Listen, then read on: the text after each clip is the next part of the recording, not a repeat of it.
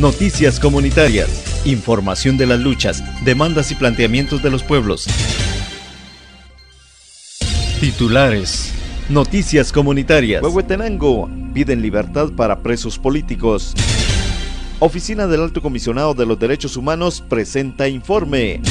Periodistas agredidos en Santa Eulalia procederán legalmente en contra de agresores.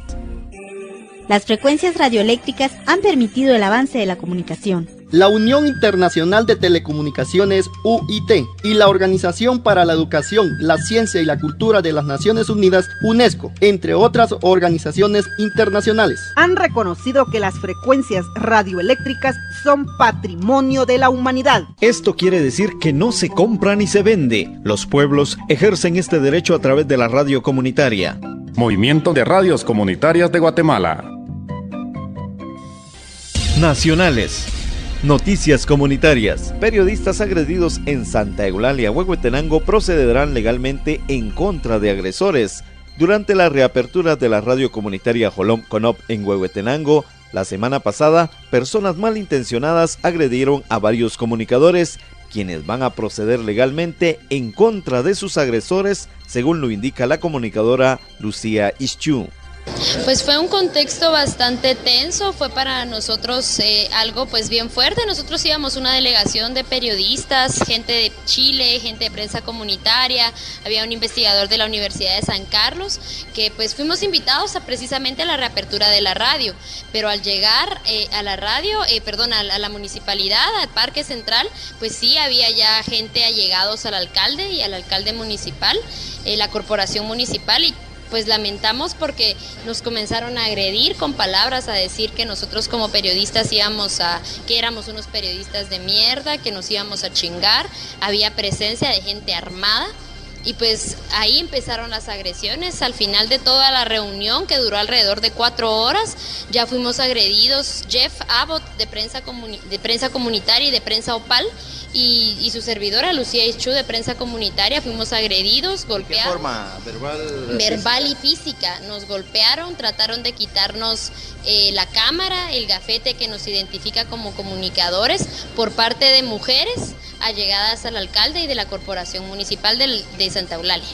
Circuló ahí información que les habían quitado una cámara y que no aparecía. Sí se la quitaron a un compañero de Luciérnaga, pero apareció a raíz de la demanda y de los gritos que tuvimos que hacer para la policía, que hacía presencia en el lugar.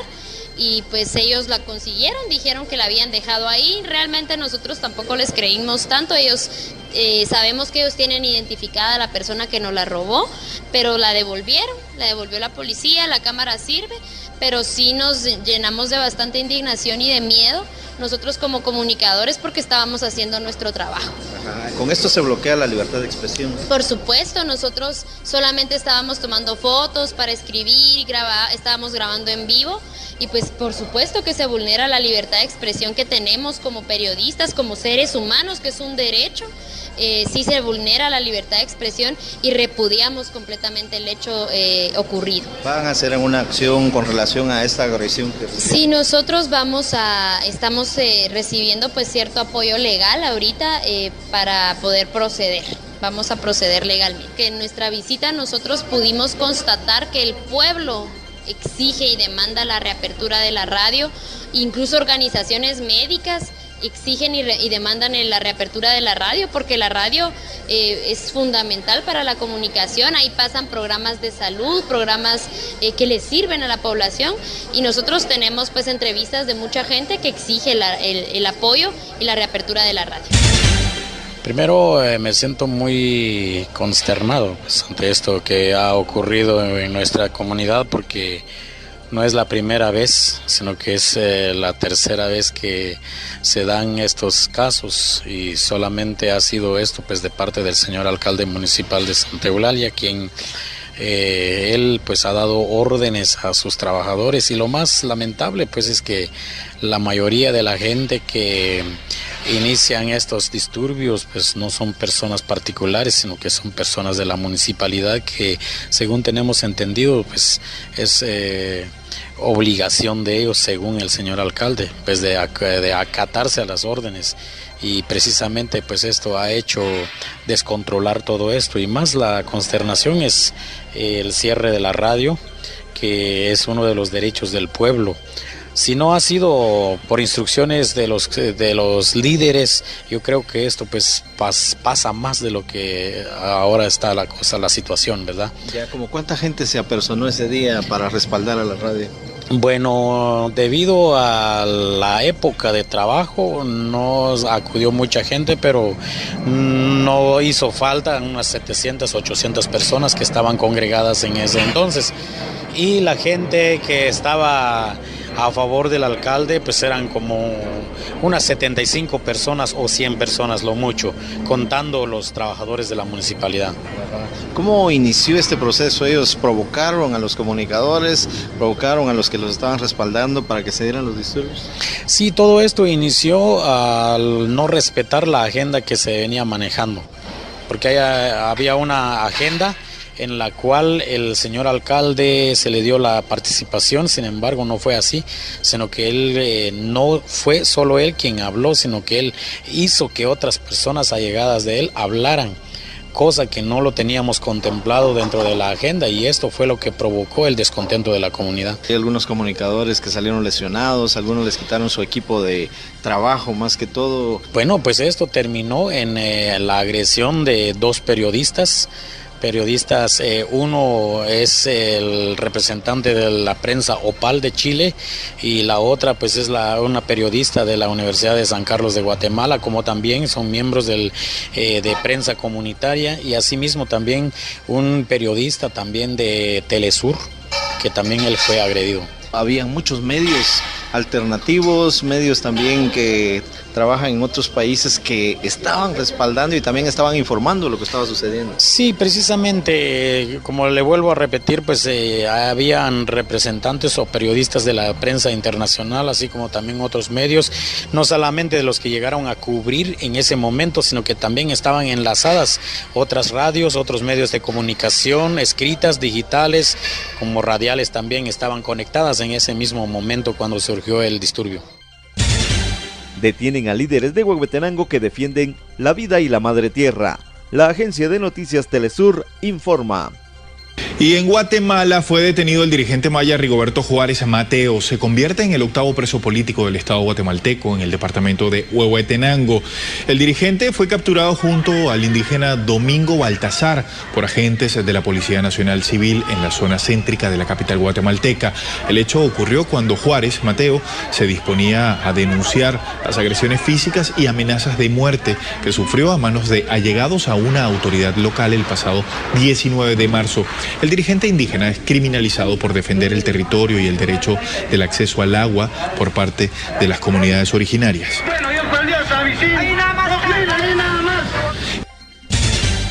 Continuando con el tema, la periodista Lucía Ischú entrevistó a los líderes encarcelados. Rigoberto Juárez indicó. Bueno, estoy diciendo en San Juan que lo pertinente, no hay que tener toda la calma posible. Yo sé que la gente, yo sé que ustedes están atentos a lo que nos pueda pasar. Hasta ahorita no hay mayor cosa, más que estamos aquí encerrados y aguantando un poco la angustia de pensar cómo están ustedes. Pero quisiéramos decirles que también una forma de apoyarse mutuamente es hacer actas o hacer pronunciamientos, hacer declaraciones por escrito de cada comunidad, de cada autoridad, de cada grupo, de cada organización, de cada agrupación, y enviárselos al gobierno de Guatemala, a la Corte Suprema de Justicia, también al Congreso de la República, para que por lo menos ya cese la persecución a los líderes, a los defensores de derechos humanos. Pues, no hay un delito de persecución, simplemente porque pues, defendemos los recursos naturales y eso es nuestro gran delito. Yo creo que tenemos que hacer un esfuerzo todos para evitar que esto siga pasando con otros líderes y lideresas en todo el país. Y en Huehuetenango piden libertad para presos políticos. Autoridades comunitarias manifestaron su rechazo a la persecución y encarcelamiento político de líderes comunitarios. El 26 de marzo, en una conferencia de prensa, miembros del gobierno plurinacional de la nación Anjobal, Chuj, Acateca, Poptí y Mestiza, junto a familiares, autoridades comunitarias de Santa Eulalia realizaron una denuncia pública por las violaciones de derechos humanos contra comunidades y pueblos. En dicha conferencia socializaron un comunicado que realizaron en respaldo a sus autoridades, Rigoberto Juárez y Domingo Baltazar. Exigen su pronta liberación y manifiestan su malestar, pues los líderes no han sido trasladados al departamento de Huehuetenango, lugar donde será llevada a cabo la audiencia de la primera declaración. Creen que esto obstaculice el proceso legal. Los líderes comunitarios permanecen desde el martes en la cárcel del sótano de la Torre de Tribunales en la ciudad de Guatemala, en evidente violación al artículo 6 constitucional que manifiesta: ninguna persona puede ser detenida o presa sino por causa de delito o falta en virtud de orden librada con apego a la ley por autoridad judicial competente. Se exceptúan los casos de flagrante delito o falta. Los detenidos deberán ser puestos a disposición de la autoridad judicial competente en un plazo que no exceda de 6 horas y no podrán quedar sujetos a ninguna otra autoridad. El funcionario o agente de la autoridad que infrinja lo dispuesto en este artículo será sancionado conforme a la ley y los tribunales de oficio iniciarán el proceso correspondiente. Oficina del Alto Comisionado de los Derechos Humanos entrega informe. Esta semana, la Oficina del Alto Comisionado de los Derechos Humanos de las Naciones Unidas dio a conocer el contenido del informe 2014. Alberto Brunori, representante de dicho organismo en el país, resaltó: esta mañana fue presentado ante el Consejo de Derechos Humanos en Ginebra el informe anual del Alto Comisionado Zaid Rad Al-Hussein sobre las actividades de la oficina en Guatemala durante 2014. Se registraron algunos avances en materia de acceso a la justicia de los pueblos indígenas. Por ejemplo, la continuidad en el funcionamiento del Centro de Interpretación y Traducción Técnica Jurídica Indígena del organismo judicial y del Departamento de Pueblos Indígenas en el Ministerio Público. Sin embargo, los pueblos indígenas continuaron enfrentando barreras estructurales para acceder al sistema de justicia. En este sentido, el fallo emitido por la Cámara de Amparo de la anterior Corte Suprema de Justicia, que niega la existencia de la jurisdicción indígena, representa un serio retroceso respecto a criterios sustentados previamente por ese alto tribunal, los cuales reconocían las decisiones de las autoridades indígenas. Con relación a la justicia de transición, el Alto Comisionado resalta los avances en la investigación y persecución penal en casos de graves violaciones de derechos humanos durante el conflicto armado interno.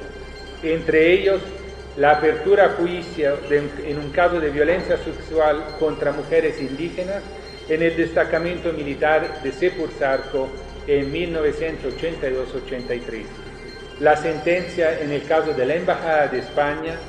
Sin embargo, continúa pendiente la apertura a juicio contra Ríos Montt por el delito de genocidio.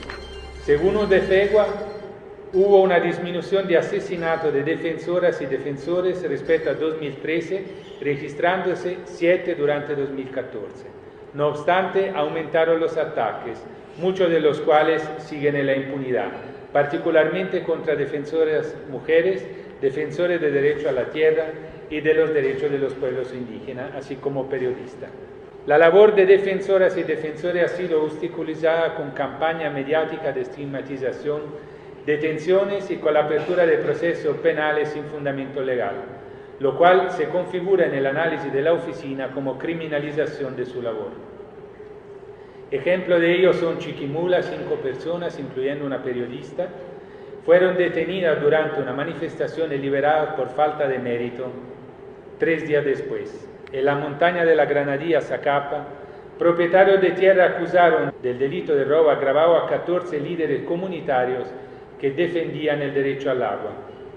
Aunque el Ministerio Público no encontró evidencia para formular la acusación, el caso siguió abierto. Respecto a este tema, el gobierno de Guatemala hizo la siguiente observación, y cito: los procesos y órdenes de detención son promovidos por el Ministerio Público ante indicio de participación de las personas en hechos delictivos.